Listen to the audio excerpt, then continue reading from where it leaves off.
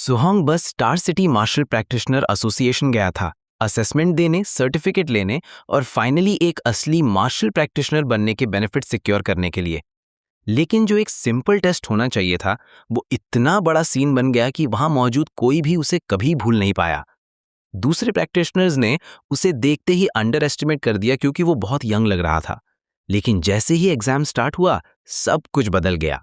Vital blood test pass करने के बाद सुहोंग कॉम्बैट पावर मशीन के सामने गया और जानबूझकर अपनी स्ट्रेंथ रोक ली क्योंकि उसे लगा ज्यादा पावर दिखाने से प्रॉब्लम हो सकती है। फिर भी उसका पंच इतना टेरिफाइंग था कि पूरा स्टैंड उखल-कर हवा में उड़ गया और सीधा वॉल से जा टकराया और सब लोग शॉक में फ्रीज हो गए।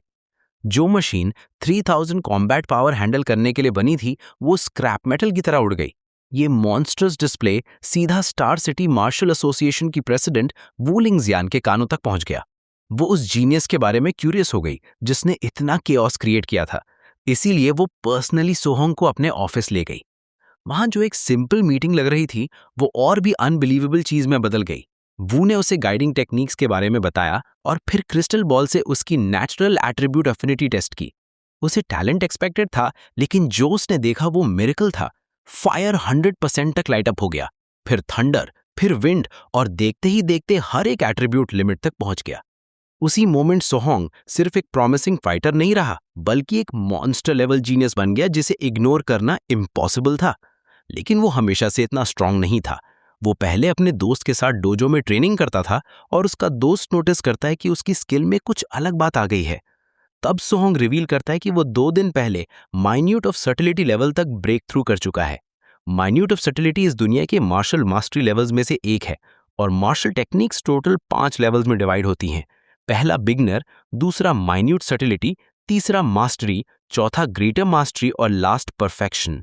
उसका दोस्त ये सुन के कंप्लीटली ब्लोन अवे हो जाता है और कहता है कि वज्रा फिस्ट के मैटर में अपनी एज ग्रुप में सोहोंग बेसिकली अनटचेबल हो गया है। जब उसका दोस्त रियलाइज करता है कि इतनी ट्रेनिंग के बाद भी सोहोंग थक नहीं रहा, वो बैक आउट कर देता है और बोलता है कि उसे घर जाना है क्योंकि वो सोहोंग जैसे बीस्ट नहीं है। बाहर निकलते वक्त उसकी मुलाकात उनकी टीचर ली से होती है, जो सोहोंग को ढूंढने आए होते हैं। ली उसे मार्शल एग्जामिनेशन के बारे में बताते हैं और कहते हैं कि रजिस्ट्रेशन के लिए 30,000 वॉन देने होंगे और डेडलाइन नेक्स्ट मंडे है। सोहोंग नर्वस होकर पूछता है कि क्या उसे थोड़े और दिन नहीं मिल सकते, और टीचर मान लेते हैं कि वो सोहोंग की प्रॉब्लम्स के बारे में सब जानते हैं। उन्हें पता है उसकी फैमिली बहुत टाइट सिचुएशन में है, लेकिन रूल्स की वजह से वो कुछ हेल्प नहीं कर सकते। टीचर के जाने के बाद सोहोंग फिर ट्रेनिंग कंटिन्यू करता है और कुछ देर बाद रूम में सिर्फ वही बच जाता है। वो अपनी लाइफ के बारे में सोचने लगता है। उसे याद आता है कि जब वो सिर्फ 3 साल का था, तब एक फेरोशियस बीस्ट डिजास्टर में उसके पेरेंट्स मर गए थे। तब से सोहोंग अपने अंकल और आंट के साथ रह रहा है। जब उन्होंने उसका मार्शल टैलेंट डिस्कवर किया, तब उन्होंने अपनी पूरी कैपेसिटी से उसकी ट्रेनिंग सपोर्ट करनी स्टार्ट कर दी, क्योंकि इस एरा में मार्शल प्रैक्टिशनर्स बहुत पैसा कमा सकते हैं और बेस्ट लाइफ जी सकते हैं। सोहोंग का दिल टूट रहा होता है क्योंकि वो मार्शल आर्ट्स में बेटर बनने के लिए सब कुछ कर रहा है, लेकिन उल्टा फैमिली की प्रॉब्लम्स और बढ़ा रहा है। उस रात जब वो घर पहुंचता है, तो डोर के बाहर ही अपने अंकल और आंट की बातें सुन लेता है। रेंट ऑलमोस्ट ड्यू है, लेकिन वो दोनों रेडी हैं रेंट डिले करने के लिए, सिर्फ इसलिए ताकि सोहोंग की रजिस्ट्रेशन फी पे कर सकें। उन्हें लगता है कि सोहोंग एक मैग्निफिसेंट टैलेंट है जिसे रोकना नहीं चाहिए। फिर पता चलता है कि उसकी आंट एक इनक्यूरेबल डिजीज से सफर कर रही हैं, लेकिन वो मेडिसिन लेना बंद करने को रेडी हैं ताकि पैसे बच जाएं। लेकिन उसका अंकल रिफ्यूज कर देता है और अपनी वाइफ से कहता है कि वो मेडिसिन लेती रहे, जबकि वो खुद एक और जॉब कर लेगा फैमिली सपोर्ट करने के लिए। ये सब सुन के सोहोंग की आंखों में आंसू आ जाते हैं। सीरियसली, लेकिन वो खुद को संभाल लेता और खुश होकर घर में एंटर करता है जैसे उसने कुछ सुना ही ना हो। उसकी आंट उसे इतनी लेट नाइट ट्रेनिंग करने के लिए डांटती है और कहती है कि वो ऑलरेडी बहुत एग्जॉस्टेड होगा। सोहोंग उनकी हेल्प करने की ऑफर देता है, लेकिन वो मना कर देती हैं और बोलते हैं कि पहले वो रेस्ट करे। बेड पर लेटे हुए सोहोंग डिसाइड करता है कि अब उसे खुद सब कुछ फिक्स करना पड़ेगा, क्योंकि उसके गार्डियंस उसके लिए बहुत सैक्रिफाइस कर चुके हैं। क्योंकि उसे जल्दी पैसे चाहिए होते हैं, वो फिगर आउट करता है कि एक मार्शल कल्टीवेटर के रूप में उसके पास सिर्फ एक ही जगह है जहां वो जा सकता है। कुछ देर बाद Sohong martial apprentice arena defence challenge पहुंचता है, जो एक अंडरग्राउंड फाइटिंग अरीना होता है। अपनी आइडेंटिटी हाइड करने के लिए वो मिनट और मास्क पहनता है और होस्ट उसे बताता है कि अगर वो लगातार 4 मैचेस जीत गया तो उसे 60,000 वॉन मिलेंगे, लेकिन अगर वो एक बार भी हारा तो उसे कुछ नहीं मिलेगा। क्राउड उसकी प्रेजेंस से बिल्कुल एक्साइटेड नहीं होता है क्योंकि पहली बार किसी ने उसका नाम सुना या उसे देखा होता है। वो उसका मजाक उड़ाते हैं और कहते हैं कि अंडरग्राउंड अरीना रुकीज की जगह नहीं है जब तक वो डेथ विश लेकर ना आए हों। जब फीमेल होस्टेस देखती है कि क्राउड बिल्कुल डल पड़ा हुआ है तो वो सोहोंग से क्राउड को हीट अप करने को कहती है। सोहोंग इन सब चीजों में टोटली नया होता है और पूछता है कि वो ये कैसे करे। होस्टेस उसे आइडियाज देती है जैसे क्राउड को टॉन्ट करना या ट्रैश टॉक करना। सोहोंग उसकी एडवाइस फॉलो करता है और जोर से चिल्लाता है कि वो इनविंसिबल है और उसके अपोनेंट्स वीकलिंग्स हैं। लेकिन इससे सिचुएशन और खराब हो जाती है क्योंकि क्राउड इंस्टेंटली कंक्लूड कर लेता है कि वो एरोगेंट है। क्राउड तुरंत अपने अपोनेंट को सपोर्ट करने लगता है और चिल्लाता है कि सोहंग को फाड़ दो। तब सोहंग को फाइनली समझ आता है कि इसे अंडरग्राउंड अरीना क्यों कहते हैं, क्योंकि हर जगह किलिंग इंटेंट भरा हुआ था। लेकिन उसके पास कोई चॉइस नहीं थी क्योंकि ट्यूशन मनी अर्न करने का यही एक तरीका था और वो बस होप कर रहा था कि उसका वज्रा फेस्ट उसे कुछ विंस दिलवा दे। सोहोंग अपने अपोनेंट को एनालाइज करता है और रियलाइज करता है कि ये बस एक इजी अपोनेंट है। वो बंदा पहला मूव करता है और पंच के साथ सोहोंग की तरफ जंप करता है, लेकिन सोहोंग इजीली काउंटर करते हुए उसका सिर सीधा ग्राउंड में दे मारता है और एक हिट में उसे नॉकआउट कर देता है। सोहोंग एक्साइटमेंट में अपना हाथ ऊपर उठाता है, लेकिन क्राउड उसके डिस्प्ले से ज्यादा इंप्रेस नहीं होता है। कुछ ही सेकंड्स में नेक्स्ट अपोनेंट स्टेज पर आ जाता है और कॉन्फिडेंटली कहता है कि वो सोहोंग की धुलाई कर देगा क्योंकि पहली फाइट में वो सिर्फ लकी था। क्विक एनालिसिस के बाद सोहोंग रियलाइज करता है कि ये बंदा एक्चुअली काफी डिसेंट है और वो उसे चार्ज करने का सिग्नल देता है। वो पंच के साथ सोहोंग की तरफ लीप करता है, लेकिन इस बार सोहोंग अपने पंच से उसे हाफ वे पर ही मीट करता है। इसी क्लैश से सोहोंग समझ जाता है कि बंदा डिसेंट जरूर है लेकिन स्ट्रेंथ में उससे इन्फीरियर है। एक अटैक के बाद ही उसने खुद को ओपन छोड़ दिया था और सोहोंग इसका फायदा उठाते हुए उसकी वेस्ट पर किक मारता है जो उसे हवा में उड़ाकर वॉल तक फेंक देता है। वो बंदा वॉल से टकराते ही नॉकआउट हो जाता है और सोहोंग को लगातार दूसरी विक्ट्री मिल जाती है। इसी बीच अरीना का इंचार्ज अपने ऑफिस से सब कुछ देख रहा होता है और सरप्राइज्ड होता है कि सोहोंग कितना स्किल्ड है जबकि वो अभी क्वाजी मार्शल प्रैक्टिशनर भी नहीं बना। पता ही नहीं चलता और सोहोंग तीसरे अपोनेंट को भी बीट कर देता है। अब उसके और 60,000 वॉन के बीच सिर्फ एक मैच बचा होता है। तब वो आदमी कहता है कि सोहोंग फिक्स्ड मैचेस के लिए परफेक्ट है और उसका जूनियर जो फॉक्स मास्क पहने हुए हैं ऑफर करता है कि वो जाकर सोहोंग को रिक्रूट करेगा। वो आदमी मिस्टर फॉक्स को बोलता है कि किसी को भी ये मत बताना कि वो ऑलरेडी एक ट्रू मार्शल प्रैक्टिशनर बन चुका है। दूसरी तरफ सोहोंग अपने आप को ऑलरेडी 60,000 वॉन हाथ में पकड़े हुए इमेजिन कर रहा होता है क्योंकि उसे पूरा भरोसा होता है कि वो अपने मिनट सेटिलिटी लेवल वज्रा फिस्ट से ओपोनेंट्स को हैंडल कर लेगा। तभी फॉक्स, जिसे क्राउड व्हाइट फॉक्स के नाम से जानता है, अरीना में एंट्री करता है और सब लोग शॉक्ड रह जाते हैं। लोग व्हाइट फॉक्स के इन्वॉल्वमेंट से ज्यादा खुश नहीं होते क्योंकि सबको पता है कि वो कितना स्ट्रांग है। जैसे ही सोहोंग सुनता है कि वो बंदा एक क्वासी मार्शल प्रैक्टिशनर है, उसे समझ आ जाता है कि फाइट टफ होने वाली है, लेकिन वो हारने के मूड में बिल्कुल नहीं होता। व्हाइट फॉक्स उसके चेहरे की अनईजीनेस नोटिस करता है और उसे चिल करने को बोलता है, कहकर कि वो उसके साथ इजी जाएगा। रेफरी मैच स्टार्ट करता है और सोहोंग मान लेता है कि वो व्हाइट फॉक्स से इन्फीरियर है, इसलिए वो बिगिनिंग से ही फुल पावर में जाने का डिसाइड करता है। दोनों के फिस्ट्स बीच में टकराते हैं और उसी मोमेंट पंच की फोर्स सोहोंग को बता देती है कि वो गलत था। उसे रियलाइज होता है कि व्हाइट फॉक्स कोई क्वासी मार्शल प्रैक्टिशनर नहीं बल्कि एक जेन्युइन मार्शल प्रैक्टिशनर है जिसने जानबूझकर अपनी वाइटल ब्लड एनर्जी सप्रेस की थी। पसीना उसकी बॉडी से बहने लगता है और उसे समझ भी नहीं आता कि क्या हुआ जब व्हाइट फॉक्स अपनी थंडर रश फिस्ट टेक्निक से उसे दूर उड़ा देता है, और वो भी triple resonance thunder rush fist. Sohong जमीन पर क्रैश करता है और अटैक्स उसकी पूरी बॉडी को टेयर करने लगते हैं। क्राउड ये देखकर कंप्लीटली ब्लोन अवे हो जाता है और कंक्लूड करता है कि सोहोंग का गेम ओवर हो गया। फाइट कंटिन्यू होती है और सोहोंग को डिफेंसिव रहना पड़ता है। व्हाइट फॉक्स बार बार उसे टॉन्ट करता है और बोलता है कि अपना असली फॉर्म दिखाओ क्योंकि अभी वो वीक लग रहा है। दूसरी तरफ सोहोंग खुद को प्रॉपर्ली मूव भी नहीं कर पा रहा होता और उसे पक्का पता होता है कि अगर ये ऐसे ही चलता रहा तो वो मर जाएगा। वो एक ओपनिंग ढूंढने की कोशिश कर रहा होता है, तभी व्हाइट फॉक्स उसके फेस पर एक सॉलिड पंच मारता है जो उसे दूर हवा में उड़ा देता है। सोहोंग ग्राउंड पर गिरता है, उसका फेस डिसफिगर्ड हो चुका होता है और उसे फील होता है कि वो धीरे धीरे कॉन्शियसनेस लूज कर रहा है।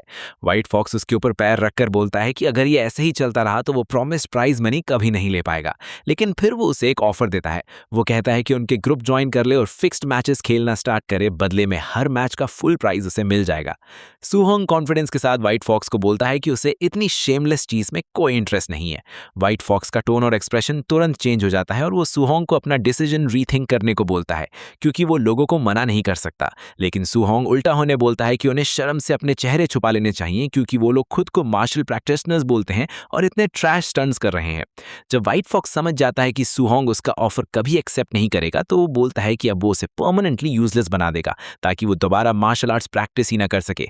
व्हाइट फॉक्स एक किक थ्रो करता है, लेकिन जैसे ही सू होंग को उसकी बात की सीरियसनेस समझ आती है, वो खुद को फोर्सफुली संभालता है और अटैक डॉज कर देता है। वो दोबारा खड़ा हो जाता है उस फियर्स डिटर्मिनेशन के साथ कि उसे फेल होने की परमिशन ही नहीं है। व्हाइट फॉक्स शॉक्ड हो जाता है देखकर कि सू होंग अभी भी खड़ा है जबकि उसने थंडर रश फिस्ट की फुल पावर झेली थी। उसे पता नहीं होता कि सू होंग को अपने फैमिली को अच्छी लाइफ देने की विल चला रही है। एक सेकंड के लिए वो व्हाइट फॉक्स के ऑफर के बारे में सोचता है, लेकिन अगले ही मोमेंट उस आइडिया को ट्रैश कर देता है क्योंकि वो कोई ऐसा इंसान नहीं जो अपना फ्यूचर इतनी घटिया डील पर बिल्ड करे। अचानक उसके सामने एक स्टेटस विंडो अपीयर होती है और सिस्टम उससे पूछता है कि फैमिली के लिए वो क्या देने को तैयार है। बिना हेजिटेट किए सू होंग जवाब देता है कि वो सब कुछ दे देगा। एक ओवरवेलमिंग ऑरा उसकी बॉडी के अराउंड स्वॉल करने लगती है और सडनली वो खुद को एक स्ट्रेंज स्पेस में पाता है। उसके सामने एक जायंट गोल्डन फिगर होता है जो उसे बताता है कि वो उसे एक चांस देने वाला है। फिर एक गोल्डन स्टेटस विंडो सू होंग के सामने अपीयर होती है जिसमें उसके स्टैट्स और टेक्निक्स दिख रहे होते हैं। सू होंग सोचता है कि क्या ये टच स्क्रीन है, लेकिन बस हाथ लगाते ही कंफर्म हो जाता है कि सच में ऐसी है।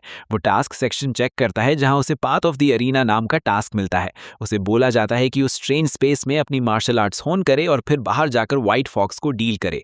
क्योंकि ये न्यूबी ट्यूटोरियल है, इसलिए उसे पहले ही इन्फॉर्म कर दिया जाता है कि कोई रिवॉर्ड नहीं मिलेगा। सू होंग अभी सोच ही रहा होता है कि टास्क एग्जैक्टली है क्या, तभी उसका क्लोन उसके पीछे अपीयर होता है और सीधा उसके हेड पर पंच थ्रो करता है। सू होंग बेयरली डॉज करता है और रियलाइज करता है कि क्लोन एग्जैक्टली उसी की तरह सेम स्किल यूज कर रहा है।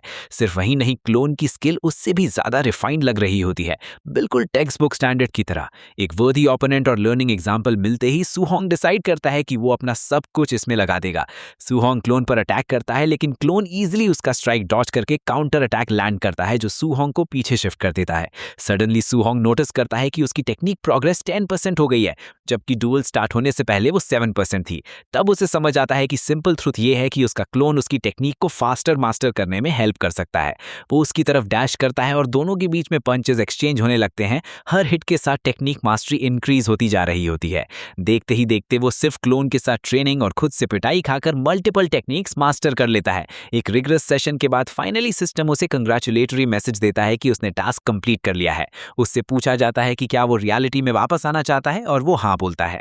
रियलिटी में वापस आते ही व्हाइट फॉक्स को लगता है कि सू होंग बस कूल और मिस्टीरियस बनने की एक्टिंग कर रहा है।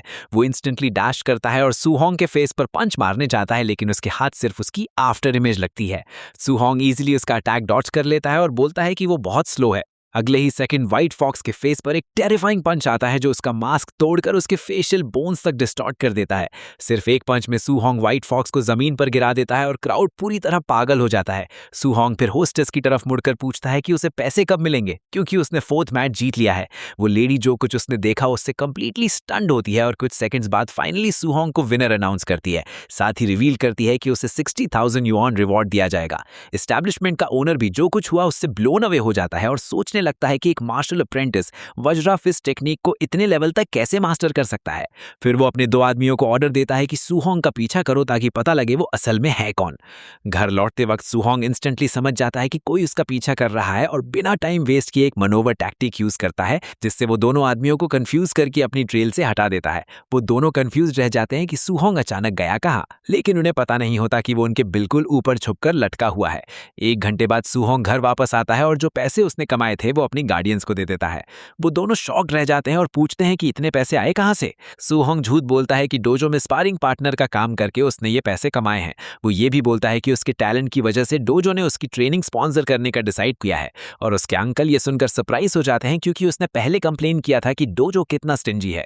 सू होंग दोनों को काम डाउन करता है और पूछता है कि क्या उन्हें उस पर ट्रस्ट नहीं है। दोनों तुरंत अपनी सेंसेस में वापस आते हैं और एग्री करते हैं कि उनका नेफ्यू कभी उनसे झूठ नहीं बोलेगा।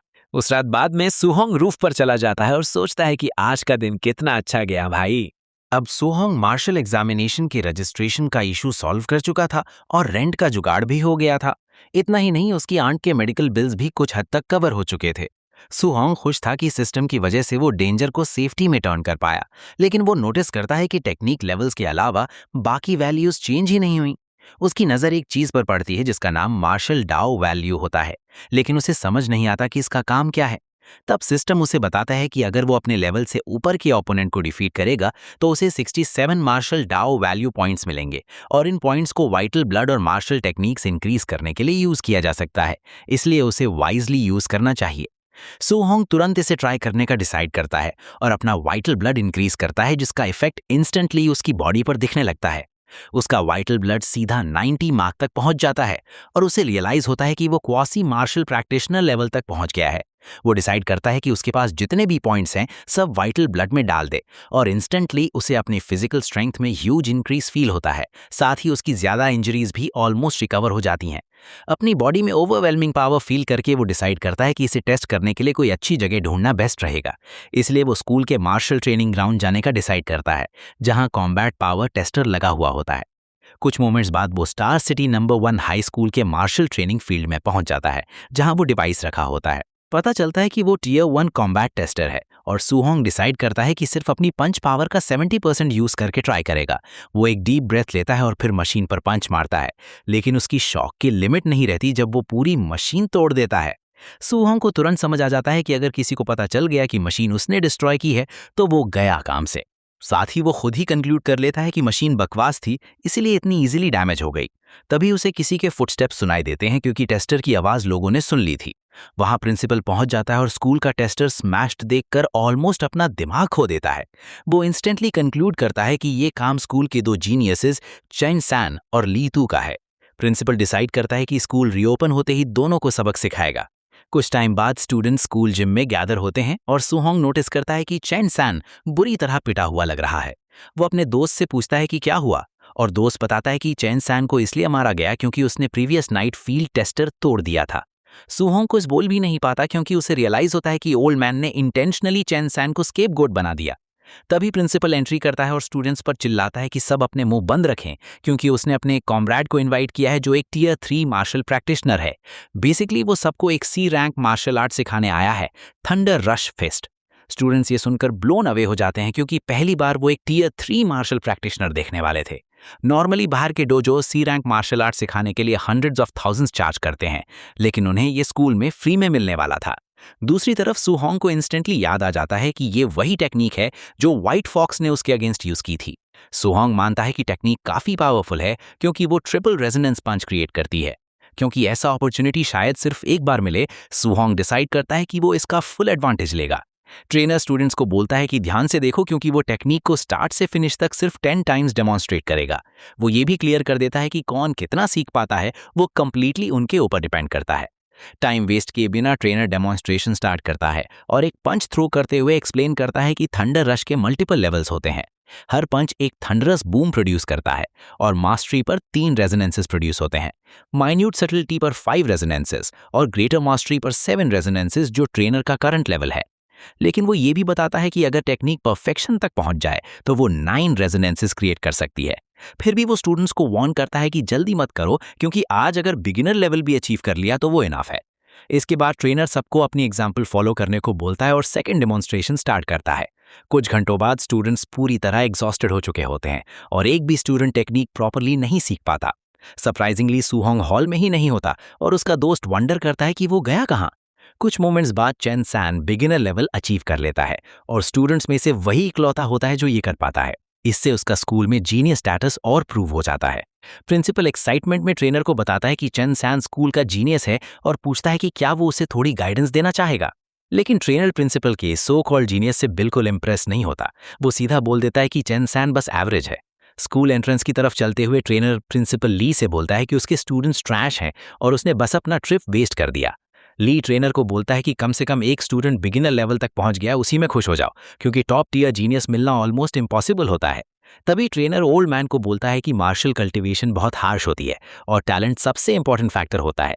प्रिंसिपल एग्री करता है कि सिर्फ हार्ड वर्क से बिना डेस्टिनी के आगे बढ़ना ऑलमोस्ट इम्पॉसिबल है। तभी दोनों स्कूल फील्ड में एक स्टूडेंट को प्रैक्टिस करते देखते हैं और वो स्टूडेंट सुहोंग होता है, लेकिन उसकी बैक उनकी तरफ होती है, इसलिए वो उसे पहचान नहीं पाते।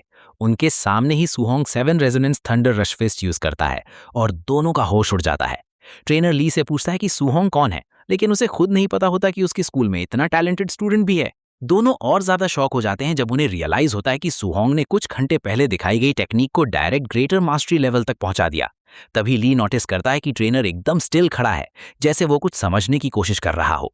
ली पूछता है प्रॉब्लम क्या है, लेकिन अचानक ट्रेनर बोलता है कि फाइनली उसे समझ आ गया कि उसे क्या करना चाहिए। वो अपना फिस्ट क्लेंच करता है और पंच थ्रो करता है जो 8 रेजोनेंसेस एक्टिवेट कर देता है, और ये देखकर ली कंप्लीटली शॉक रह जाता है। ली को यकीन ही नहीं होता कि ट्रेनर ने वहीं खड़े खड़े ब्रेक थ्रू कर लिया, और ट्रेनर रिवील करता है कि सुहोंग को बीक कर उसे इंस्पिरेशन मिली। वो एडमिट करता है कि शायद सुहोंग के बिना वो कभी ब्रेक थ्रू नहीं कर पाता, लेकिन फिर वो बोरिंग बातों को इग्नोर करने और स्टूडेंट का पता लगाने का सजेशन देता है। दोनों फील्ड की तरफ रश करते हैं, लेकिन सरप्राइज ये होता है कि सुहोंग ऑलरेडी वैनिश हो चुका होता है। स्कूल से दूर चलते हुए सुहोंग खुद सरप्राइज्ड होता है कि सी रैंक टेक्निक कल्टीवेट करना कितना एग्जॉस्टिंग है। क्योंकि उसका thunder rush fist already perfection तक पहुंच चुका होता है, वो डिसाइड करता है कि मार्शल प्रैक्टिशनर लेवल तक जल्दी ब्रेक थ्रू करने के लिए उसे मार्शल डाओ वैल्यू अर्न करने का कोई तरीका ढूंढना पड़ेगा। वो सोचता है कि क्या लाइफ और डेथ सिचुएशंस में जान में रिस्क डालने की जगह किसी के साथ स्पारिंग करके भी पॉइंट्स मिल सकते हैं। कुछ टाइम बाद सुहोंग थंडर डोजो पहुंचता है, जहां वो पार्ट टाइम काम करता है। वहां उसका दोस्त उससे पूछता है कि वो उस दिन क्यों आया है, और सुहोंग जवाब देता है कि वो बस थोड़ी प्रैक्टिस करने आया है। इसी बीच एक पर्पल हेड स्टूडेंट किसी दूसरे स्टूडेंट के साथ आर्ग्यूमेंट कर रहा होता है। सुहोंग अपने दोस्त से पूछता है कि इशू क्या है, और दोस्त बताता है कि नया इंस्ट्रक्टर उस पर्पल हेड का टीचर है। बेसिकली इंस्ट्रक्टर काफी स्ट्रांग है, लेकिन वो कॉमनर्स को इंसान तक नहीं समझता और उन्हें नीचा देखता है। उस पर्पल हेड बंदे का नाम लियोन है, और वो खुद भी काफी स्ट्रांग है। लियोन उस स्टूडेंट को मारने ही वाला था जिससे वो आर्ग्यू कर रहा था, तभी सुहोंग उसका आर्म पकड़कर उसे चिल आउट बोल देता है। लियोन फ्यूरियस हो जाता है कि एक रेगुलर बंदा उसका हाथ पकड़ने की हिम्मत कर रहा है, और वो डिमांड करता है कि आखिर सुहोंग है कौन यार। लियोन गुस्से में सुहोंग को बोलता है कि अगर वो खुद को बड़ा शॉट समझता है तो अरीना में उसके साथ 1-on-1 फाइट करे। सुहोंग बिना हेजिटेट किए चैलेंज एक्सेप्ट कर लेता है, लेकिन तभी इंस्ट्रक्टर सही वक्त पर एंटर करके पूरा सीन रुइन कर देता है। वो सबको क्लास के लिए रेडी होने को बोलता है, और लियोन टॉन्ट मारते हुए सुहोंग से कहता है कि वो लिटरली बच गया। इंस्ट्रक्टर फिर रिवील करता है कि आज फ्यूरियस सी स्पीयर आर्ट सिखाने का उसका लास्ट डे है, और वो हमेशा की तरह टेक्निक को सिर्फ एक बार डेमोन्स्ट्रेट करेगा। डीप डाउन इंस्ट्रक्टर को बिल्कुल एक्सपेक्टेशन नहीं होती कि स्टूडेंट्स में से कोई भी इसे सीख पाएगा, क्योंकि उसकी नज़र में सब ट्रैश है। जैसे प्रॉमिस किया था वैसे ही इंस्ट्रक्टर मूव को सिर्फ एक बार डेमोन्स्ट्रेट करता है, लेकिन सुहोंग उसकी हर मूवमेंट को अपने मेमोरी में परफेक्टली लॉक कर लेता है। इंस्ट्रक्टर ये बोलकर चला जाता है कि अब बाकी सब स्टूडेंट्स के ऊपर है, लेकिन स्टूडेंट्स चिल्लाने लगते हैं कि उसने सिर्फ एक ही बार दिखाया। जब सब आर्ग्यू और प्रोटेस्ट कर रहे होते हैं, सुहोंग चुपचाप वो टेक्निक ट्राई करना स्टार्ट कर देता है जो उसने अभी अभी अपने ब्रेन में क्रैम की थी। सबकी सरप्राइज की लिमिट नहीं रहती जब सुहोंग टेक्निक को बहुत अच्छे से परफॉर्म कर लेता है, और उसके क्लासमेट्स शॉक में रह जाते हैं। स्टूडेंट्स खुद को स्टूपिड समझने लगते हैं और सोचते हैं कि शायद इसी वजह से वो लोग टेक्निक नहीं सीख पा रहे। तभी लियोन दोबारा रूम में एंटर करता है, क्योंकि उसे दूसरे रूम से स्टूडेंट्स की एक्साइटमेंट सुनाई दे रही होती है। वो शॉक्ड हो जाता है देखकर कि सुहोंग ने सच में टेक्निक सीख ली, और डिसाइड करता है कि उसे इस बंदे की एक्चुअल डेप्थ टेस्ट करनी पड़ेगी अगर वो वाकई जीनियस है। लियोन सुहोंग को बुलाता है और कहता है कि वो स्पीयर आर्ट में उसे कुछ पॉइंटर्स देना चाहता है। सुहोंग अग्री कर लेता है, और ये देखकर उसका दोस्त टेंशन में आ जाता है। वो सुहोंग को वार्न करता है कि लियोन एरोगेंट जरूर है, लेकिन वो जेन्युइनली स्ट्रांग भी है। सुहोंग अपने दोस्त को बोलता है कि टेंशन मत ले, और फिर स्पीयर लियोन की तरफ पॉइंट करके उसे टॉन्ट करता है। लियोन सुहोंग की एरोगेंस देखकर और ज्यादा पिस्ड ऑफ हो जाता है और अपनी टेक्निक के साथ उसकी तरफ डैश करता है, लेकिन सुहोंग भी इक्वली सॉलिड टेक्निक के साथ उसे हाफ वे में मीट करता है। लियोन शॉक में रह जाता है और साथ ही वंडर करता है कि सुहोंग बिना मार्शल प्रैक्टिशनर बने अपनी टेक्निक को इतनी जल्दी मास्टरी रेल्म तक कैसे कल्टीवेट कर गया। दोनों एक दूसरे पर लगातार अटैक्स एक्सचेंज करते रहते हैं। सुहोंग की आंखें ग्लो करने लगती हैं और वो एक फ्लो स्टेट में एंटर कर जाता है। फिर फाइनली लियोन का स्पीयर उसके हाथ से उड़ा देता है। सिस्टम इंस्टेंटली उसे इन्फॉर्म करता है कि उसे 35 पॉइंट्स रिवॉर्ड मिले हैं, क्योंकि उसने अपने लेवल से ऊपर के अपोनेंट को डिफीट किया है। सुहोंग ये देखकर खुश हो जाता है, क्योंकि एग्जैक्टली वही हुआ था जैसा उसने सस्पेक्ट किया था। अब जब नॉर्मल स्पारिंग से भी पॉइंट्स मिल रहे थे, तो वो डिसाइड करता है कि वो और लोगों के साथ स्पार करके पॉइंट्स ग्राइंड करेगा। दूसरी तरफ लियोन घुटनों पर गिरा हुआ शॉक में सोच रहा होता है कि उसे किसी ऐसे बंदे ने कैसे हरा दिया जिसे वो ट्रैश समझता था। वो डिफीट एक्सेप्ट नहीं करना चाहता और दोबारा खड़ा होकर सुहोंग की तरफ पंच के साथ डैश करता है, लेकिन इंस्ट्रक्टर बिल्कुल सही वक्त पर एंटर करके फाइट रोक देता है। इंस्ट्रक्टर सीधा लियोन के पास जाता है और उसके फेस पर थप्पड़ मारकर बोलता है कि जब तक वो फेलियर फेस करना नहीं सीखेगा, तब तक खुद को मार्शल प्रैक्टिशनर कहने लायक नहीं है। लियोन को यकीन ही नहीं होता कि इसके मास्टर ने सुहोंग की वजह से उसे डांट दिया। डीप डाउन इंस्ट्रक्टर खुद भी क्यूरियस होता है कि सुहोंग ने सिर्फ एक डेमोन्स्ट्रेशन देखकर मास्टर ही कैसी अचीव कर ली। वो जानता है कि कैपिटल के जीनियसेस को भी ऐसा करने में स्ट्रगल होता। उसे पता है लियोन टैलेंटेड है, लेकिन बहुत एरोगेंट भी है, और उसका मानना है कि सुहोंग से ह्यूमिलिएशन खाकर शायद उसमें थोड़ी मैनर्स आ जाए। इंस्ट्रक्टर लियोन का हेड पकड़कर फोर्सफुली उसे सुहोंग को बाव करवाता है। वो सुहोंग से भी अपोलॉजी करता है और बोलता है कि लियोन को प्रॉपरली ट्रेन न कर पाना उसकी गलती है। सुहोंग अंदर ही अंदर शॉक्ड होता है कि इंस्ट्रक्टर कितनी जल्दी टोन स्विच कर सकता है। उस रात सुहोंग घर की तरफ निकलता है और रास्ते में स्पार और टीचिंग्स की वजह से मिले रिवॉर्ड्स चेक करता है। वो एग्जॉस्टेड जरूर होता है, लेकिन रिवॉर्ड्स देखकर ग्रेटफुल भी फील करता है। उसे याद आता है कि स्कूल एग्जाम कुछ ही दिनों में होने वाला है और जिन स्टूडेंट्स के पास पैसे हैं उन्होंने already high grade alloy weapons prepare कर लिए हैं, मतलब उसे भी अपना वेपन अरेंज करना पड़ेगा। क्योंकि स्पीयर यूज करना उसे बहुत कंफर्टेबल लगा था, वो डिसाइड करता है कि वो स्पीयर्स ही यूज करेगा और उसे एक एलॉय स्पीयर खरीदना पड़ेगा। प्रॉब्लम ये थी कि इसके पास इतने पैसे भी नहीं थे कि आंट का ट्रीटमेंट प्रॉपरली हो सके, स्पीयर खरीदना तो दूर की बात थी। वो पैसे कमाने का कोई और तरीका सोच ही रहा होता है, तभी स्क्रीन पर एक इंपॉर्टेंट न्यूज फ्लैश होती है। पता चलता है कि फेरोशियस बीस्ट्स की इंक्रीजिंग एक्टिविटी की वजह से city lord martial practitioners recruit कर रहा है। सुहोंग तुरंत इसे अपनी बकेट लिस्ट में डाल देता है। कुछ मोमेंट्स बाद वो घर पहुंचता है और डायरेक्टली उस काम में हेल्प करना स्टार्ट कर देता है जो उसकी आंट कर रही होती है। वो अंकल की बैक पे मसाज प्लास्टर्स लगाता है और उन्हें बोलता है कि अब खुद को इतना ओवरवर्क मत करो, क्योंकि अब वो फैमिली के लिए पैसे कमा सकता है। अंकल मान लेते कि ये अच्छा होगा, लेकिन वो बिलीव नहीं करते कि वो बस घर बैठ सकते हैं। वो सुहोंग को बोलते हैं कि टेंशन मत लो, क्योंकि वो बस डेली एक्सपेंसेस के लिए थोड़ा बहुत कमा रहे हैं और खुद को ज्यादा पुश नहीं करेंगे। सुहोंग की आंट फिर उसे रिमाइंड करती है कि फ्यूचर में मार्शल आर्ट्स ट्रेनिंग के लिए उसे बहुत पैसे लगेंगे, इसलिए वो दोनों उसके लिए जितना हो सके सेव करना चाहते हैं। सुहोंग इंस्टेंटली समझ जाता है कि उसके अंकल और आंट कभी रेस्ट नहीं करेंगे, क्योंकि वो ऑलरेडी हार्डशिप्स में जीने के आदी हो चुके हैं और इसका एक ही सॉल्यूशन है कि वो इतना क्रेजी अमाउंट ऑफ मनी कमा ले कि उन्हें खुद को काम करके मरने की जरूरत ही ना पड़े। इसी वजह से फेरोशियस बीस्ट हंट से पैसे कमाने का उसका डिसीजन और स्ट्रांग हो जाता है। लेकिन उसे पता होता है कि विल्डरनेस बहुत डेंजरस है और सेफ रहने के लिए उसे अपनी स्ट्रेंथ को मैक्सिमम तक रेज करना होगा, इसलिए वो अपने सारे martial law points vital blood में डाल देता है। सारे पॉइंट्स ऐड करने के बाद उसका वाइटल ब्लड लेवल सीधा 95.2 तक शूट कर जाता है, जो मार्शल प्रैक्टिशनर बनने से बस एक स्टेप दूर था। 2 पूरे दिन तक इंसेन हार्डवर्क करने के बाद सुहोंग अपनी सारी मार्शल टेक्निक्स को परफेक्शन लेवल तक ले जाता है। अब उसकी प्रिपरेशन कंप्लीट हो चुकी थी और उसे लगता है कि अब बीस्ट हंट करने के लिए सिटी से बाहर निकलने का वक्त आ गया है। सैटरडे के दिन Suhong star city martial practitioners base पहुंचता है और क्योंकि वो पहली बार वहां आया होता है, इसलिए इतनी डिस्टेंस देखकर सरप्राइज हो जाता है। बेस के अंदर एंटर करते ही उसे रियलाइज होता है कि जगह उन मार्शल प्रैक्टिशनर्स से भरी हुई है जो नॉर्मली रोज देखने को नहीं मिलते। सुहोंग एक मैनुअल उठाता है जहां उसे पता चलता है कि हर फेरोशियस बीस्ट को डिफीट करने पर कितने पॉइंट्स मिलते हैं, टियर 1 अर्ली स्टेज से लेकर लेट स्टेज तक। उसे यह भी पता चलता है कि बीस्ट किल करने के बाद उसका लेफ्ट ईयर कट करके प्रूफ के रूप में सबमिट करना जरूरी है, वरना किल काउंट ही नहीं होगा। वो आसपास देख ही रहा होता है, तभी एक ग्रुप बेस में एंटर करता है। उनमें एक बड़ा सा बंदा अपनी बैक पर ह्यूज बैग कैरी कर रहा होता है, जो ऑब्वियसली लेफ्ट ईयर से भरा हुआ था। ग्रुप की अराइवल इंस्टेंटली सबका अटेंशन खींच लेती है और ग्रुप को लीड कर रहा होता है एक ब्लॉन्ड हेड बंदा। ये सुहोंग उसकी ऑरा और आउटफिट में कुछ स्ट्रेंज नोटिस करता है, जिससे उसे लगता है कि ये ही अंडरग्राउंड अरीना वाला व्हाइट फॉक्स है। पता चलता है कि प्रैक्टिशनर्स ये को ज्यादा पसंद नहीं करते और अगर उसका अंकल बेस मैनेजर ना होता तो लोग कब के उसकी पिटाई कर चुके होते। थोड़ी देर बाद ये भी डिस्टेंस में खड़े सुहोंग को नोटिस कर लेता है और दोनों की आईज लॉक हो जाती हैं। सुहोंग तुरंत समझ जाता है कि अब उसे सिर्फ बीस्ट से नहीं बल्कि ह्यूमन से भी डेंजर है। अपना काम सेटल करने के बाद सुहोंग ऑफिशियल को बोलता है कि वो अलोन विल्डरनेस में जा रहा है और ऑफिशियल सोचता है कि सुहोंग बस खुद को टफ प्रूव करने के चक्कर में जंगल में मरने जा रहा है। जैसे ही सुहोंग वुड्स में कदम रखता है, वो एक सॉलिड डिसीजन लेता है कि वापस लौटते वक्त उसके पास मॉन्स्टर ईयर्स से भरा हुआ बैग होगा। सीरियसली 2 घंटे बाद सुहोंग ऑलरेडी फ्रस्ट्रेटेड हो चुका होता है, क्योंकि इतना घूमने के बाद भी उसे एक भी बीस नहीं मिला। जब आउटस्कर्ट्स में भी उसकी किस्मत काम नहीं करती, तो वो डिसाइड करता है कि फॉरेस्ट के और डीप एरिया में जाएगा। वो ज्यादा अंदर भी नहीं पहुंचता कि उसका सामना एक फैंटम मून वुल्फ से हो जाता है, जो एक tier 1 early stage ferocious beast होता है। ये पहली बार था जब सुहोंग ने किसी बीस्ट को फिजिकली देखा था और वो मॉन्स्टर बिना टाइम वेस्ट किए सीधा उसकी तरफ लीप करता है, जैसे उसे चीर फाड़ देना चाहता हो। बीस्ट रेकलेस तरीके से चार्ज करता है, लेकिन सुहोंग उसे हाफ वे में एक पावर्ड पंच के साथ मीट करता है, जो उसे सीधा ट्री में उड़ा देता है। सिर्फ एक पंच में सुहोंग उस मॉन्स्टर को आफ्टर लाइफ भेज देता है। इवन दो उसके हाथ हल्का सा ट्रेम्बल कर रहे होते हैं, सुहोंग एडमिट करता है कि ये एक्सपीरियंस उसकी इमेजिनेशन से भी ज्यादा थ्रिलिंग था। उसे रियलाइज होता है कि अपनी करंट स्ट्रेंथ के साथ वो tier 1 early stage ferocious beast को एक मूव में मार सकता है, और अब वो वंडर करने लगता है कि टियर 1 मिड स्टेज के अगेंस्ट उसका परफॉर्मेंस कैसा रहेगा। इसी बीच वुड्स के अंदर से एक और मॉन्स्टर उसे स्टॉक कर रहा होता है।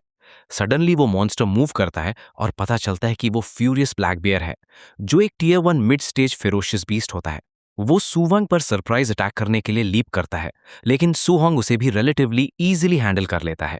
इसके बाद सुहोंग कंक्लूड करता है कि जब तक उसका सामना टियर 2 फेरोशियस बीस्ट से नहीं होता, तब तक वो किसी रियल डेंजर में नहीं है। सुहोंग बियर का ईयर कट करता है और स्माइल करता है क्योंकि उसने अभी अभी 3000 बाउंटी सिक्योर की थी। तभी सिस्टम उसे बताता है कि अब उसके पास इनफ मार्शल डाउ पॉइंट्स हैं मार्शल प्रैक्टिशनर बनने के ब्रेक थ्रू के लिए। सडनली डिस्टेंस में एक ओवरवेलमिंग ऑरा फील होता है जो उसका अटेंशन इंस्टेंटली खींच लेता है। सुहोंग वंडा करता है कि आखिर कौन सा बीस्ट इतनी टेरिफाइंग प्रेजेंस रिलीज कर सकता है। वो चेक करने का डिसाइड करता है और सीधा उस ऑरा की डायरेक्शन में डैश कर देता है। जब वो वहां पहुंचता है तो देखता है कि एक ग्रुप ऑफ मार्शल प्रैक्टिशनर्स को एक terrifying black jade giant python चीर फाड़ रहा है, जो एक tier 1 late stage ferocious beast होता है। एक मार्शल प्रैक्टिशनर शील्ड यूज करके स्नेक को ब्लॉक करने की कोशिश करता है, लेकिन वो सीधा रॉक में स्मैश हो जाता है और वहीं उसकी लाइफ खत्म हो जाती है। अगले मोमेंट सुहोंग रियलाइज करता है कि स्नेक ने उसे टारगेट कर लिया है।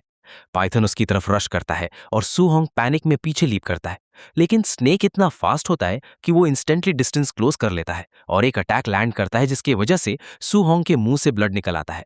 सुहोंग ब्लड वाइप करता है और एक डेड प्रैक्टिशनर का स्पीयर उठाते हुए बोलता है कि वो उसका स्पीयर बोरो करना चाहता है। सुहोंग फियरलेसली स्नेक के सामने खड़ा हो जाता है, लेकिन इससे स्नेक और ज्यादा फ्यूरियस हो जाता है। पाइथन फेरोसिटी के साथ उसके पीछे पड़ जाता है और सुहोंग को रन करना पड़ता है। नॉर्मली इस टाइप के मॉन्स्टर को डिफीट करने के लिए मल्टीपल मार्शल प्रैक्टिशनर्स को मिलकर फाइट करनी पड़ती है, लेकिन सुहोंग की सारी मार्शल टेक्निक्स परफेक्शन लेवल पर पहुंच चुकी होती हैं और वो easily tier 1 mid stage furious black bear को किल कर सकता है। इसलिए उसे लगता है कि उसके पास पाइथन के अगेंस्ट चांस है। सुहोंग अपनी मूवमेंट टेक्निक्स एक्टिवेट करता है ताकि स्नेक के अगेंस्ट स्पीड एडवांटेज ले सके और फिर स्पीयर आर्ट के साथ अटैक करता है। स्पीयर स्नेक की बॉडी को पियर्स करता हुआ दूसरे साइड निकल जाता है और स्नेक पेन में जोर से स्क्रीम करता है। स्पीयर दूसरी तरफ गिरता है और सुहोंग इंस्टेंटली इसकी तरफ रश करता है। वो स्पीयर को पुल आउट करता है और दोबारा पाइथन की तरफ थ्रो कर देता है। इस बार स्पीयर डायरेक्टली स्नेक की नेक को पियर्स करता है और वहां होल क्रिएट कर देता है, जिससे पाइथन और ज्यादा एंग्री हो जाता है।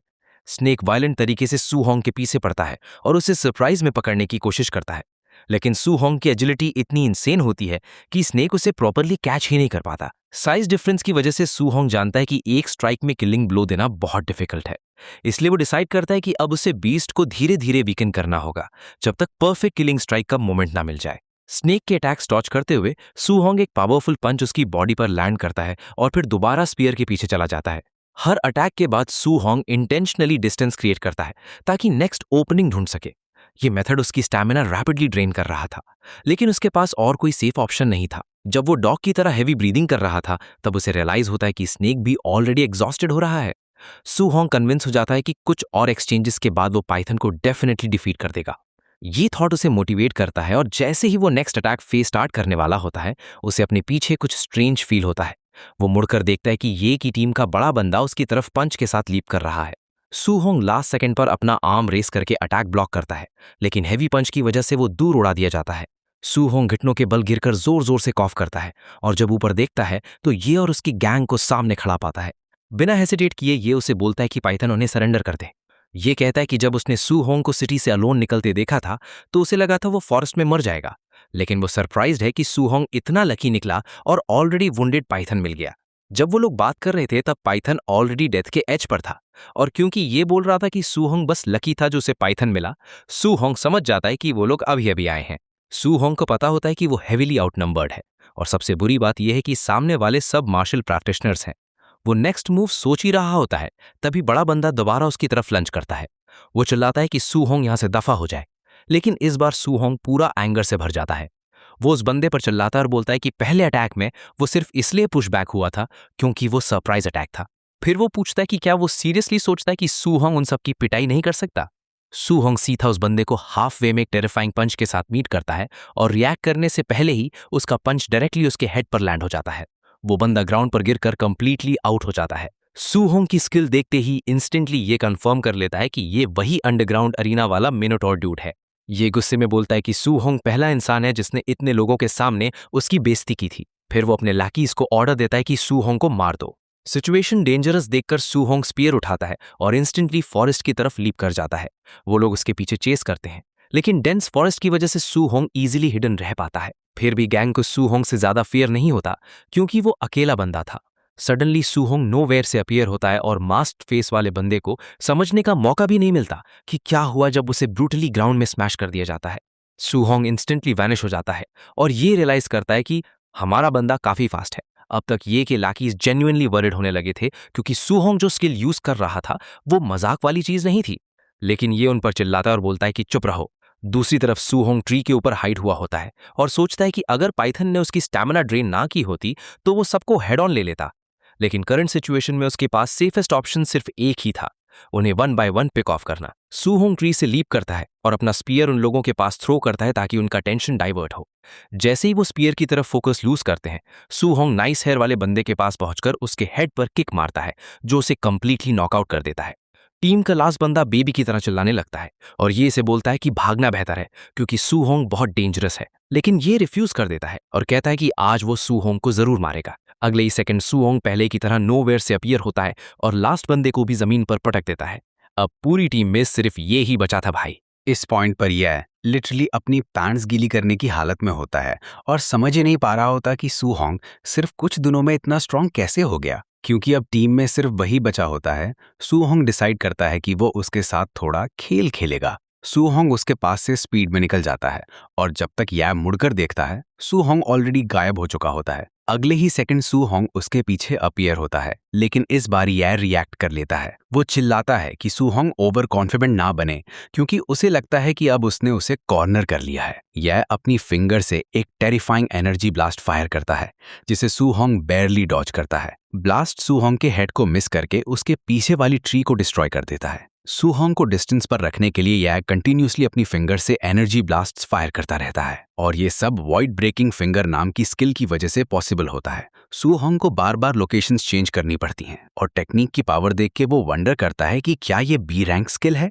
फिर यह बकवास करना स्टार्ट करता है और सूहोंग को बाहर आने को बोलता है, लेकिन वो यहीं नहीं रुकता। वो सूहोंग की फैमिली को थ्रेटन करते हुए कहता है कि सिटी लौटने के बाद वो उन सबको मरवा देगा। और बस यही उसकी सबसे बड़ी गलती बन जाती है क्योंकि सूहोंग इंस्टेंटली फ्रेंजी मोड में चला जाता है। वो फियर को कंप्लीटली इग्नोर करता है और सीधा यैक की तरफ डैश करता है। यह अभी भी अपनी कनेक्शंस का फ्लेक्स मार रहा होता है, तभी ब्लडथर्स्टी सूहोंग उसके पीछे अपीयर होता है और एक टेरिफाइंग पंच चार्ज करता है। पंच मारने से पहले वो यैक को बोलता है कि उसे उसका एरोगेंट वर्जन ज्यादा पसंद था। अगले ही सेकंड सूहोंग उसके हेड पर इतना ब्रूटल पंच मारता है कि यैक का नेक ऑलमोस्ट बॉडी से ट्विस्ट हो जाता है और वो हवा में उड़ता हुआ दूर वॉल में जा क्रैश करता है। सूहोंग उस वक्त बिल्कुल हेल के डीमन की तरह लग रहा होता है जब वो यैक की तरफ वॉक करते हुए बोलता है कि उसे फैमिली को इसमें इन्वॉल्व नहीं करना चाहिए था। ब्लड उसके बॉडी से पानी की तरह बह रहा होता है और यह शॉक में सूहोंग से पूछता है कि वो इतना स्ट्रांग कैसे हो गया क्योंकि ये इम्पॉसिबल होना चाहिए था। वो अभी भी स्टूपिड क्वेश्चंस पूछ ही रहा होता है,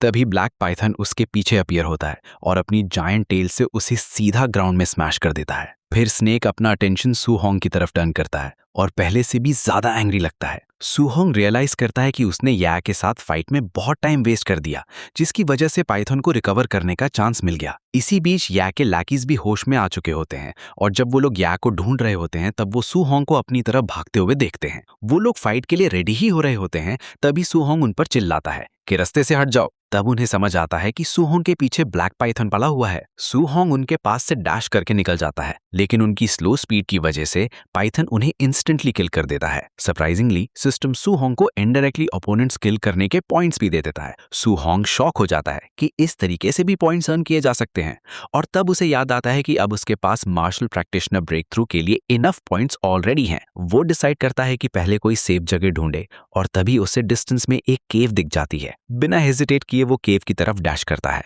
और स्नेक के पहुंचने से पहले अंदर डिसअपीयर हो जाता है। लेकिन स्नेक हार मानने को रेडी नहीं होता और बार बार केव में घुसने की कोशिश करता रहता है। स्नेक की डेस्परेशन देखकर सूहोंग इंस्टेंटली स्टेटस विंडो ओपन करता है और जितनी फास्ट पॉसिबल हो सके अपने वाइटल ब्लड में पॉइंट्स ऐड करना स्टार्ट कर देता है। जैसे ही वो पॉइंट्स ऐड करता है उसे ऐसा अनबेरेबल पेन फील होता है जैसे उसकी बॉडी में लावा फ्लो कर रहा हो। सारे पॉइंट्स ऐड करने और हॉरिफाइंग पेन एंड्योर करने के बाद फाइनली सूहोंग एक ट्रू मार्शल प्रैक्टिशनर बन जाता है और उसकी बॉडी के अराउंड रेड ऑरा स्वर्ल करने लगता है। सूहोंग के ऑरा में डिफरेंस फील करते ही स्नेक केव से पीछे हटना स्टार्ट कर देता है, लेकिन इस बार सुहोंग उसके पीछे जाता है और स्नेक के हेड पर एक मॉन्स्ट्रस पंच मारता है जो उसे हवा में उड़ा देता है। स्नेक हेविली ब्लीड कर रहा होता है, लेकिन सुहोंग अब रुकने वाला नहीं था। वो स्नेक की तरफ लीप करता है और उसकी बॉडी पर एक और टेरिफाइंग पंच डिलीवर करता है। फिर स्पीयर उसकी बॉडी में घुसा देता है। अपनी पूरी फोर्स यूज करके सुहोंग स्नेक को स्पीयर के साथ ग्राउंड में पिन कर देता है। इसी चांस का यूज करके वो थंडर रश फिस्ट चार्ज करता है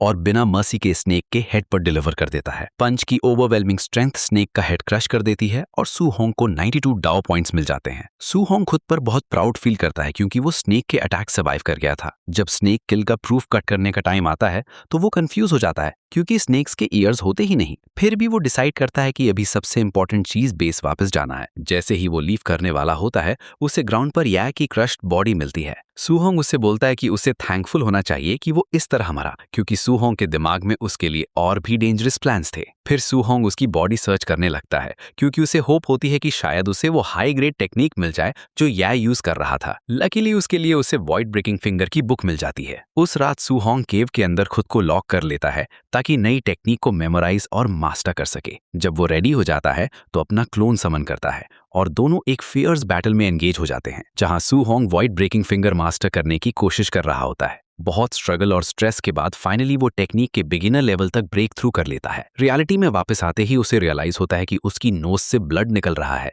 जो दिखाता है कि टेक्निक कितनी पावरफुल है। सुहोंग डिसाइड करता है कि अब किसी मॉन्स्टर पर टेक्निक की पावर टेस्ट करनी चाहिए। 3 दिन बाद भी सुहोंग न्यू टेक्निक के साथ मॉन्स्टर्स हंट करने में बिजी होता है। वो कॉन्फिडेंटली एक ब्राउन बेयर पर एनर्जी ब्लास्ट फायर करता है जो उसकी तरफ चार्ज कर रहा होता है और ब्लास्ट इंस्टेंटली उस बेयर को डिस्ट्रॉय कर देता है। स्किल पर कॉन्फिडेंस गेन करने के बाद सुहोंग कंक्लूड करता है कि अब बेस लौटने का टाइम आ गया है। वो काउंटर की तरफ जाता है जहां सब लोग अपनी किल्स डॉक्यूमेंट करवा रहे होते हैं। सुहोंग अपना बैग ड्रॉप करता है और अटेंडेंट उसे चेक करना स्टार्ट करती है। वो एक एक करके सुहोंग के डिफीटेड मॉन्स्टर्स अनाउंस करना शुरू करती है और आसपास खड़े प्रैक्टिशनर्स शॉक में रह जाते हैं। पता चलता है कि सुहोंग ने total 4,06,000 points worth monsters defeat किए हैं। तब सुहोंग को रियलाइज होता है कि उसने काफी ओवरडू कर दिया है क्योंकि उसका प्लान तो बस कुछ मॉन्स्टर्स हंट करने का था। सडनली बेस की वॉल का एक साइड एक्सप्लोड हो जाता है। प्रैक्टिशनर्स शॉक हो जाते हैं कि इतने सारे मार्शल प्रैक्टिशनर्स के होते हुए भी कोई अटैक करने की हिम्मत कैसे कर सकता है। तभी वॉल डिस्ट्रॉय करने वाला बंदा सामने आता है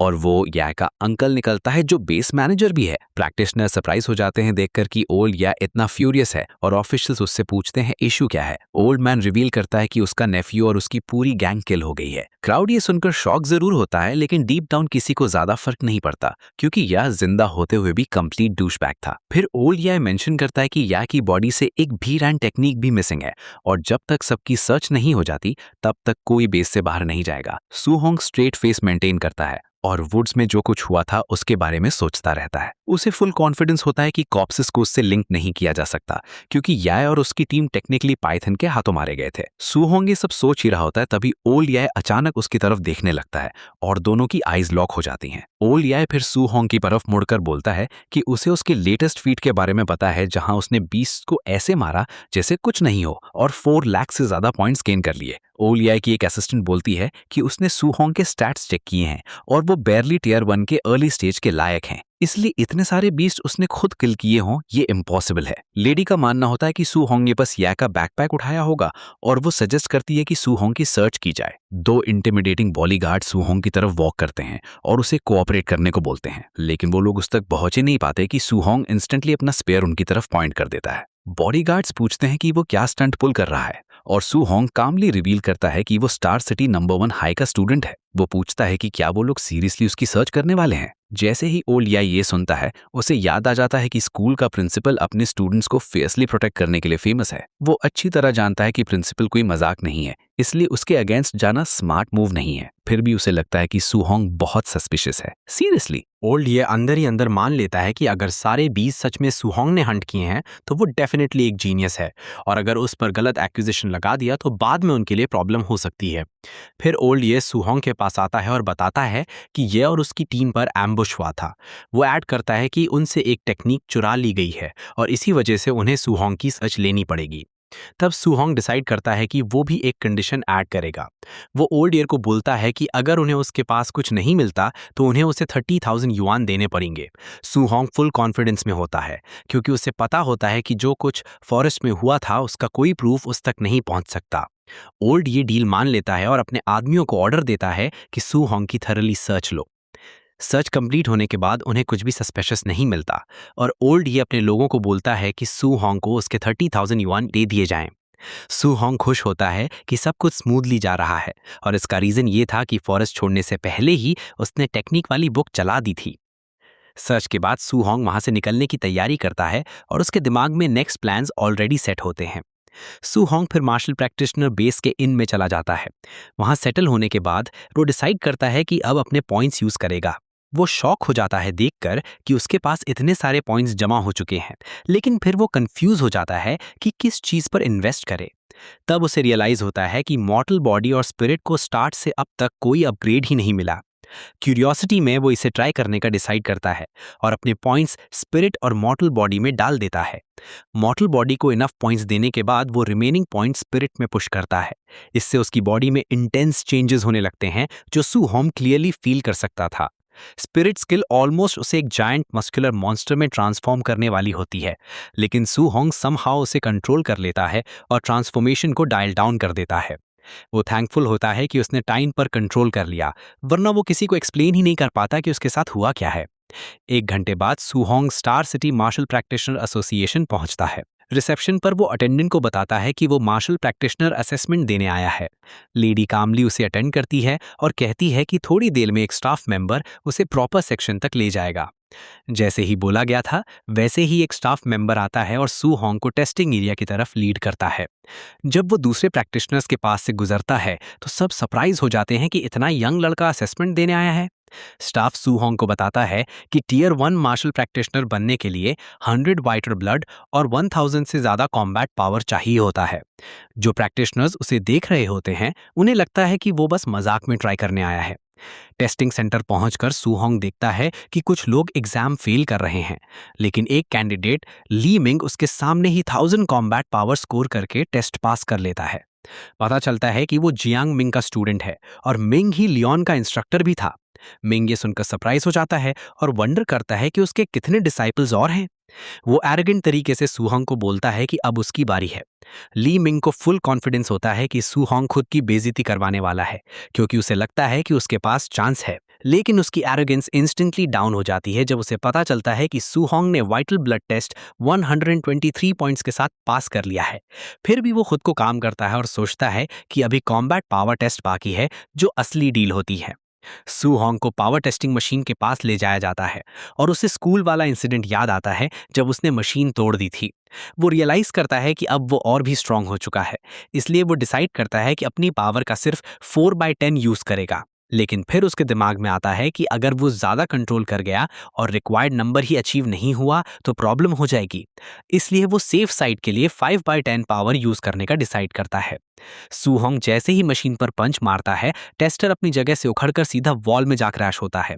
जो लोग टेस्ट देख रहे होते हैं वो शॉक में फ्रीज हो जाते हैं। ली मिंग जो कुछ मिनट पहले एरोगेंट बन रहा था, उसे समझ ही नहीं आता कि उसके सामने अभी क्या हुआ। टेस्टर की कैपेसिटी 3000 कॉम्बैट पावर थी, लेकिन सूहोंग उस लिमिट को भी क्रॉस कर गया और बाकी प्रैक्टिशनर्स कंक्लूड कर लेते हैं कि सूहोंग एक फ्रिकिंग मॉन्स्टर है। इसी बीच स्टार सिटी मार्शल एसोसिएशन की प्रेसिडेंट वू लिंग सियान अपने ऑफिस में बैठी जीनियस की कमी को लेकर कंप्लेंट कर रही होती है। उसे टेंशन होती है कि अगर वो जल्दी कोई जीनियस प्रोड्यूस नहीं कर पाई तो प्रेसिडेंट वाली पोजीशन खतरे में आ सकती है। तभी एक ऑफिशियल भागते हुए रूम में आता है और उसे बताता है कि मार्शल प्रैक्टिशनर असेसमेंट में एक मॉन्स्टर अपीयर हुआ है। ये सुनकर वू का दिमाग इंस्टेंटली एक्टिव हो जाता है, क्योंकि वो एग्जैक्टली इसी चीज का वेट कर रही थी।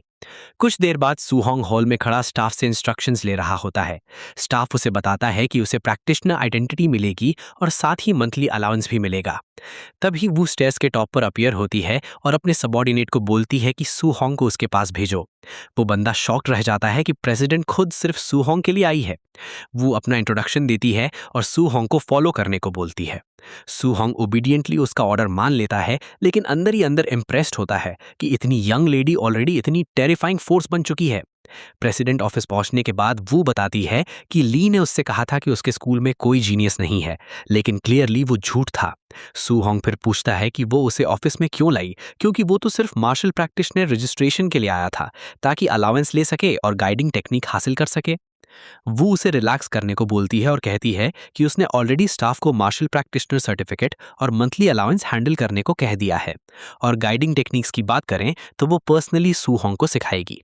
फिर वो पूछती है कि गाइडिंग टेक्निक्स के बारे में सूहोंग कितना जानता है, और सूहोंग बुक्स में जो पढ़ा था वो एक्सप्लेन करता है। वो उसे बताती है कि टेक्स्ट बुक्स पूरी तरह से गलत नहीं है, लेकिन गाइडिंग टेक्निक सिर्फ कल्टीवेशन मेथड से काफ़ी ज़्यादा होती हैं। वो अपनी हेवनली फ्लेम गाइडिंग टेक्निक का एग्जाम्पल देती है और कहती है कि ये fire attribute spiritual energy absorb करती है। ये बॉडी को स्ट्रेंथन तो करती ही है, साथ ही उसके अटैक्स में फ्लेम एट्रीब्यूट पावर भी इम्ब्यू कर देती है। वो सूहोंग को बताती है कि अगर कोई उस एट्रीब्यूट को एक्सटर्नलाइज करना सीख ले तो वो अपने अटैक रेंज को भी एक्सटेंड कर सकता है यार।